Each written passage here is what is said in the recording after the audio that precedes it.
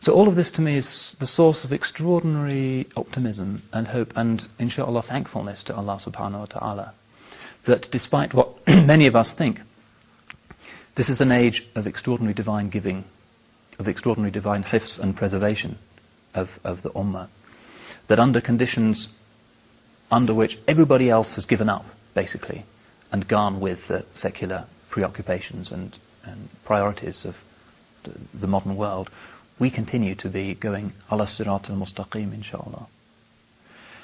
So, my conclusion would be that rida, despite the manifest misfortunes of the modern world and the modern ummah, should be something that is instinctual to us. That there has not been, for many centuries, a more direct proof, a more clear miracle than the present condition of the ummah. We tend to assume that it's a catastrophe. In fact, in terms of what matters, subhanallah, it's like a gem that may have a bit of mud on it, but the gem is still there. It's a diamond that hasn't been cut and hasn't been rearranged. All we need to do is superficially dust it down in our hearts and in our communities, and the gem is still there.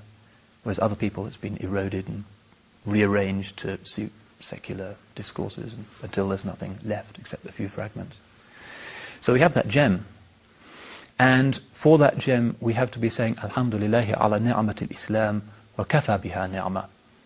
Alhamdulillah for the blessing of Islam, and it's enough as a ni'mah, it's enough as a blessing. Whatever else we might have or might not have, unless we have what really matters, we haven't really got it anyway, because if you don't have shukr, you can't really enjoy any of Allah's gifts. You just want another.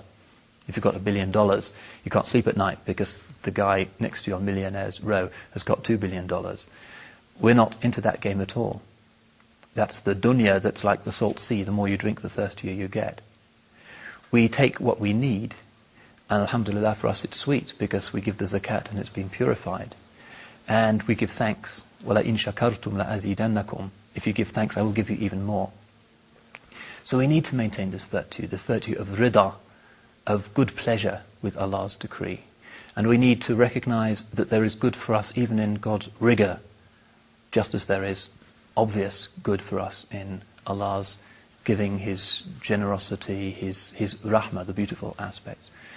And we need to recognize that the paradigm for all of this is in the lives of the prophets, alayhimussalam, those who faced difficulties infinitely more terrifying than those we face in our world, being thrown into prisons, being persecuted, being alone in strange countries, but who did not doubt for an instant, because they knew, because they saw ra'y al-ayn, the truth, al-haq. They were not capable of doubt. And we need, therefore, to reacquire this virtue of rida, and we need to be saying Alhamdulillahi awalan akhiran, at the beginning and at the end. It's Alhamdulillah, because He is Al-Qahir fawqa ibadih. He is the powerful over His servants. And as it says, Wallahu ghalibun ala amrih. Allah overcomes their affairs. Sayyidina Yusuf, Allah was in command all along. And it's the same with all of us. And we need to feel at the bottom of our souls that sense of the absolute perfection of Allah's decree, even if we can't always see it. Alhamdulillahi Rabbil Alameen. وآخر دعوانا الحمد لله والصلاة والسلام على أشرف الأنبياء والمرسلين سيدنا محمد وعلى آله وصحبه أجمعين.